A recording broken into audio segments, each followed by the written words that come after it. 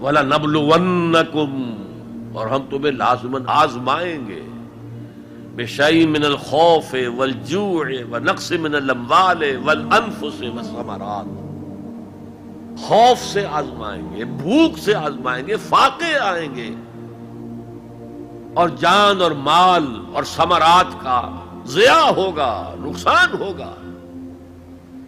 وَبَشِّرِ الصَّابِرِينَ الَّذِينَ إِذَا أَصَابَتْهُمْ مُصِيبَةٌ قَالُوا إِنَّا لِلَّهِ وَإِنَّا إِلَيْهِ رَاجِعُونَ، اے نبی بشارت دے دیجئے صبر کرنے والوں کو۔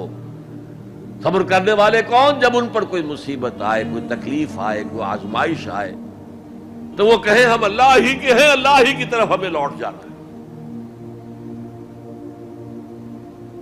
یہ ہے وہ صبر کہ جو علی الابتلاء، امتحان پر صبر ہو رہا ہے۔ تو 3 صبر میں نے آپ کو بتائے۔ صبر علی الطاعہ، اطاعت پر صبر، صبر عن المعصیہ، معصیت سے روکنا۔ صبر کے معنی اپنے آپ کو تھامنا، روکنا۔ اسی کے معنی میں لفظ استقاموا جو میں نے آپ کو بتایا تھا، ان الذین قالوا ربنا اللہ ثم استقاموا، جمے رہے۔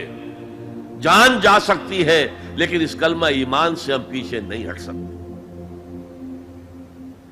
اور پھر جو بھی آزمائشیں آئیں برداشت کرو، جھیلو، اور آپس میں ایک دوسرے کو صبر کی وصیت اور نصیحت کرتے رہو۔ ہو سکتا ہے کسی کی ہمت جواب دے رہی ہو، اس کا حوصلہ بڑھاؤ، اس کے سامنے مثال پیش کرو خود صبر کر کے۔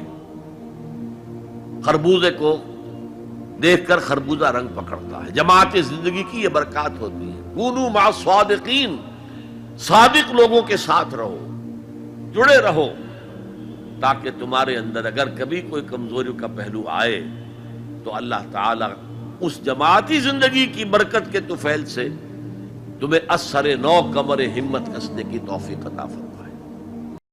دین کی بات پھیلانا صدقہ جاریہ ہے۔ ثواب کی نیت سے ویڈیو کو شیئر ضرور کیجیے۔ جزاک اللہ۔